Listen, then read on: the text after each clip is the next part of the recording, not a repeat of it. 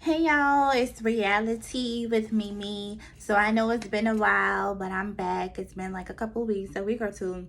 And last time I was saying that I had quarantine hair, but I washed my hair, you guys.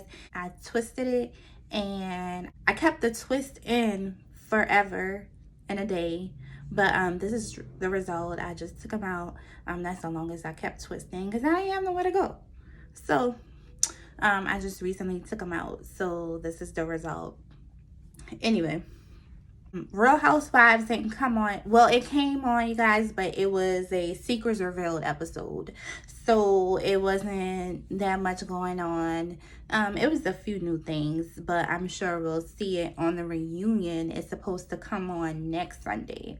So next Sunday is going to be the reunion, and they filmed it virtually, each inside of their homes because of COVID-19.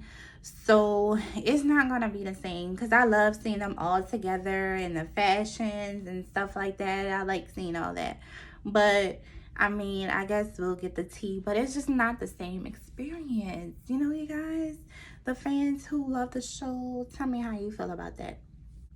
Basically, on the Secrets Revealed episode, the most interesting thing was that they had a talk after the Toronto trip, and they were talking about the snake gate, who had audio, who didn't have audio of Cynthia supposedly saying these things about Nene. So Joanna actually was there, and she was saying that there wasn't any audio or video. So Nene was basically saying like she's lying, like in her confessional. So I don't know what's going on with that. It's a bunch of he say, she say, they making up stuff. I don't know, but I'm sure we will find out. Okay, so that's my little blurb about Real Housewives of Atlanta. So we're gonna move into the recap of Love and Hip Hop Atlanta. So Love and Hip Hop Atlanta is a continuation.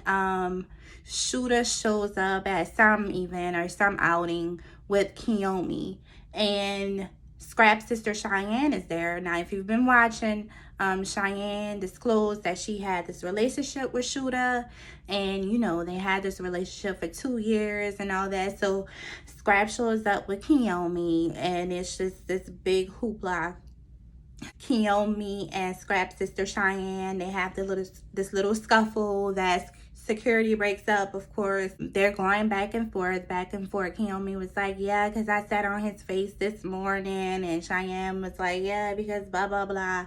I mean, stupid stuff. Why do girls do that when they find out they've been messing with the same dude? Comparing what y'all done did with the dude doesn't matter. It really doesn't. And half the time y'all been lying anyway. So they going back and forth. So my thing is, I want to pose this question about open relationships, because Kiyomi says that her and Shooter are in this open relationship, and Shooter says the same. So Kiyomi, like, why are you going so hard if this is an open relationship? Is it open because that's all you could get from Shooter, and now you're in your feelings? I mean, I know it's a reality show, but come on, you make yourself look stupid. You make yourself look like you're contradicting yourself, or you're a hypocrite, or I don't know what's going on. It's an open relationship, so why are you coming for Cheyenne? Why are you coming for Cheyenne? I don't get it. Question, you guys. I want you to comment below. Comment. Tell me, have you ever been in an open relationship? Will you ever consider being in an open relationship? What do you feel about open relationships? Do they ever really work? Yay or nay? Just comment below. Comment. Tell me what you think. Let's start this discussion, you guys. What I personally feel about open relationships, I just feel it's like you're single and you're dating. I mean, basically that's what you do when you're dating. You see other people, right? You're not exclusive to just one person. Like, you date around to see who you like. Basically, that's just dating, and adding the relationship word to it, I feel like, complicates it. I mean, you're just dating, and it's a relationship, it's a friendship, but you also have friendship with other people. If both parties go into the situation really feeling like they can have an open relationship and they're not want to be committed to each other, then that's fine. But what I feel, human nature, once sex gets involved and all these other things, you're actually dating, hanging out, somebody is going to start catching some serious feelings, okay? Somebody is going to feel some type of way about this one and that one, and it's going to end up being a problem. That's just how I feel about open relationships. But comment below, tell me what you think. That's just what I think about it. So Cheyenne is talking to Scrap. Cheyenne basically brings up the fact that she saw Kiyomi in Scrap's house one time, and Kiyomi was basically telling Shooter, I mean, we worked on music together. What music? Okay. It's nothing, but in her confessional, she was like, we flirt time to time and all this and all that. So Kiyomi is just free fall, you know, it's an open relationship, so she has the right to do those things, you know, but it's just kind of like, really, Kiyomi? So Cheyenne talking to Scrap, and she's like, you know, I'm hurt, my feelings is hurt, like she's crying and everything, y'all. I feel so bad for her because she really thought that she was in a relationship with this dude. It seemed like she actually thought that, and I guess he was making her think that. I feel sorry for her, you guys. Let's root for Cheyenne, you know, that she gets over this. More about that later in the episode. So also in this episode, the girls are on a ski trip. They're on a little weekend getaway with the girls or whatever. So Sierra is talking to Carly Rae, and they're having this heart-to-heart. And Carly basically tells Sierra that she has not been a good friend to her. And Sierra agrees, and she says all her life she's had to basically fight, and she really doesn't know how to be a friend. And here comes the waterworks again. Sierra, are you going to cry every episode? Every episode? I'm really getting sick of it. I mean, this girl is emotional. Get her some therapy, because something is not right. You shouldn't be crying. Like, it's okay to cry, y'all. I'm not saying that. But she cried, like, at the drop of a dime. Okay, but they hug it out. They have an understanding, so I'm happy about that. The girls are on a ride to an outing, and SHEKINAH basically asking Sierra, you know, how did your talk go with Carly? What were y'all talking about, basically? And Carly and Sierra is basically like, you know, we came to the conclusion that it's more so my end, it's kind of like my fault. And SHEKINAH was like, well, why is that? And asking a bunch of questions, and Sierra is basically like, I don't want to talk about it. She's like, I don't feel comfortable talking to you about it. Basically, that's what she said in so many words. And so SHEKINAH took offense to that. And so then Carly won't put her 2 cents in, talking about facts and all that. So SHEKINAH feel like everybody ganging up on her. So Spice chooses to insert herself for whatever reason and make it all about Spice. So when they get off the little bus, Spice is like walking up to SHEKINAH, acting like she wants to fight and all this, just going off. And look. Obviously, you don't like me. Stop calling my name. Stop. We can't ever get this same mother treatment. Leave me alone, SHEKINAH. Leave me alone. I'm like, what the have I done? I'm gonna take out what you want to fight. You want to fight? You want me to fight? You want to fight? I don't care that. You kind of made a fight. I'm going to get out of the way. I don't want to fight you. I don't have reason to fight you.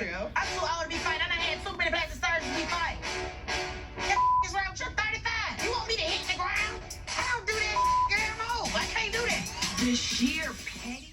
So my thing is like, Spice, like, you doing way too much. And that was so funny. SHEKINAH was like, I done had too many plastic surgeries and I'm 35 years old. I'm not trying to fight. Keep it real, SHEKINAH. Like, yes, speak your truth, SHEKINAH. SHEKINAH is being so real, okay?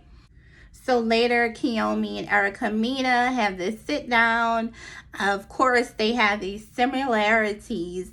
They both dated Bow Wow. Of course, Kiyomi, this incident with Bow Wow in the elevator, he was being aggressive. Looked like they had a fight, but when the mugshots came, Bow Wow had scratches all over him. On the Growing Up Hip Hop show, he showed bites and everything and bruises and all this. It was this whole thing they had to go to court for and everything.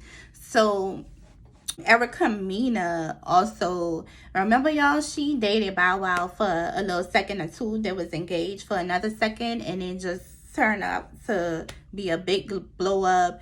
I wouldn't ever see them two. Like, they both hotheads. So yeah, that's their similar thing. And SHEKINAH is kind of like, people need to know about him. Basically, like, I think that's what she's been saying in social media. But anyway, so she suggests that Kiyomi talk to Ciara about Shooter, because Kiyomi tells her that she's dating Shooter, whatever. I'm like, why? I mean, okay, if she's already been around a kid, so that should have been a discussion before that. But SHEKINAH, I feel like this is gonna blow up, and SHEKINAH just being an instigator. She just want to start shit like she usually does. And oh, sidebar, SHEKINAH and Safari have been in every city, Love and Hip Hop city. Like, now they're in Atlanta. Like, I think Safari has been in each one. Has been in LA, has been in Atlanta, and New York. And now they're back in Atlanta. SHEKINAH was saying it's a good place to raise their family and all that. And it's just like, we're tired of seeing y'all. Stay in one city. Shit. Stay in one franchise, okay? Ciara is FaceTiming her dude on again, off again, BK. And she's saying that her friend that's in Atlanta happened to be at the same club that BK was at or something. And some girl was all in BK's face and playing in his beard and all that. And Ciara's like, who is this light-skinned girl in your face? And BK is like, I was talking to all the girls basically that was around me, and he's a nod. And she's like, see, that's why I was crying when I thought I was pregnant, when she was talking to the girls or whatever. And I'm just like, whatever. Next episode, they're gonna be hugged up. Really, I give it 2 episodes because they showed the preview. In next episode, BK gonna have receipts with Ciara texting other dudes or whatever. It's just a back and forth thing with them, and they have both basically cheated on each other. I think they both admitted to that, and they both seem to do their own thing, but they come right back to one another. So I'm not trying to hear all that. Ciara, go ahead, whatever. So y'all know the scenes on Love and Hip Hop where it's like the ultimate meetup where they drive their cars to like the exclusive location. They're in a parking lot or a parking garage, and they park their Range Rovers or whatever they got, and it's just like this divide where they're talking. Like, it's so dramatic, like they're in the mafia or some shit. It's real extra, but it's funny. Okay, so Kiyomi and Shooter versus Cheyenne and Scrap. That's the little meetup. They're discussing this whole thing, and basically Shooter has all the player lines. Like, y'all, this the ultimate player line. Listen. When me and you got back in contact with each other and we were communicating, you never said, oh, I'm with this person. Oh, I'm on her. You ain't never said that. Of course, you never asked neither. Yeah, he said, if you ain't asked, then what's the problem? And he basically saying, you don't want to be a part of this. And so what we discussing? And so Kiyomi got in the car. She decides to get back out the car. And of course they have this little scuffle, this little dance with security that they do, knowing they're not going to fight. Stop playing with me. Don't even okay. Date is for real. I cannot control my feelings, but I can control my future. This is the last time boy, let me get caught. Because if that bitch wanted, I give it to her. Well, I want it then.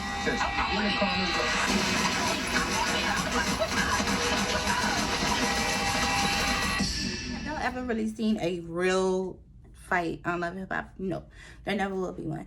But it's entertaining to think that y'all want all that smoke when you don't.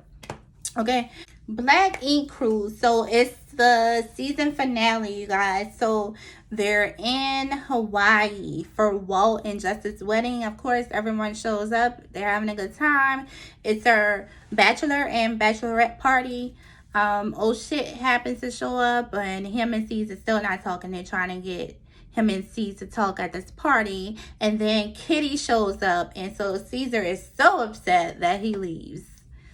Okay, They're having a sit-down dinner, a rehearsal dinner the night before the wedding, and Donna is beginning to go in on Kitty, as she usually does, on everybody who she feels strongly about. And she's basically trying to bully her, trying to push her out, telling her you're not gonna go to Chicago and suck and fuck the owner and come back while you've been betraying us and talking about us on social media and all that.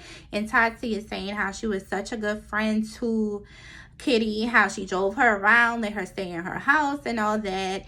And Kitty's just saying that the way they went about things, coming at her, didn't have to come at her like that. And she's a good friend, and it's just messed up. And she starts crying and all this.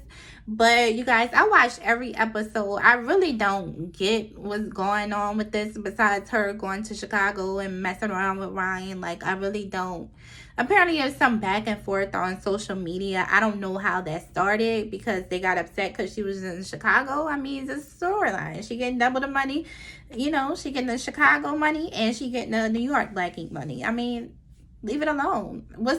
I don't know where the betrayal lies. Like, I don't know where that comes in. I know Caesar was butthurt once he found out that she was messing around with Ryan, because I really think that he liked Kitty. But besides that, with her and Caesar, I really don't see where the betrayal lies with Kitty and the girls. I'm really confused about that, guys. If you know, comment and tell me what happened. If you got the back and forth on social media, let me know. Comment and tell me, because I'm really kind of confused about that. So if you watched the episode before, Tati came out and was telling the girls that Walt slid in her DMs saying, like, I heard you got some good, you know what, and let me find out.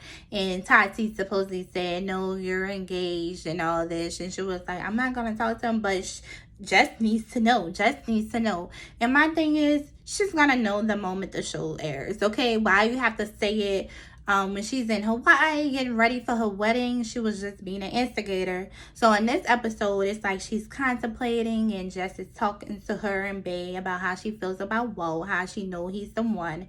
And Tati decides not to tell her. Thank you, Tati. You decide to not do one messy thing in your whole life. Thank you. I mean, she's gonna see it anyway. Just leave it alone, and you're just being messy. And Walt, why would you do that, Walt? Like, really, Tati? And that's stupid. You know she was going to say something. You know it was going to come out. So why did you jump in her DMs? You know she couldn't wait to tell people about it. That was dumb. But anyway, I will move on from it. Seemed like they really love each other. So the whole thing was just messy, okay? So fast forward to the wedding. They're supposed to have the wedding outside, but it's like this monsoon, like it starts raining really hard, so the wedding gets rained out. So while they're waiting to see what they're gonna do, Caesar has this heart-to-heart with oh shit, and he's basically like, I had to run my business, and oh shit was like, now that I got my tattoo shop, I understand. And it basically kumbaya. And I guess they're cool again. So they ended up doing the ceremony for Walt and Jess inside, and they set it up real cute or whatever. And it's really sentimental, you guys. And Walt says his vows, and it's really tear-jerking. Watch. Like, you told me that I no longer have to live the life that I lived. That was one of the most powerful things anybody said to me. Promise you that I've been dedicated every day of my life to you. Everything I do is much better because of you. I promise you, I'll always be the best man for you. It's okay. I feel unstoppable with you. I feel like can nobody with me. I feel like nobody could touch. I love you. Always remember that. Do you want? And oh, that was so sweet. So, after the wedding, like during their little reception, Alex proposes to Donna, you guys. We'll